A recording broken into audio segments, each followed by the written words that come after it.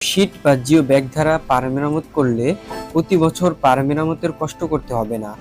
Jio শীটগুলো GSM ভেদে 2 থেকে 50 বছর পর্যন্ত টেকসই হয়ে থাকে। এখন আসি ব্যবহারের নিয়ম। প্রথমে নদী বা পুকুরের পাড়কে হালকা ঢালু করে নিতে হবে। এরপর দুটি পদ্ধতি আপনারা কাজ করতে পারবেন। প্রথম পদ্ধতি, প্রথমে জিও শীটকে বিছিয়ে দিতে হবে।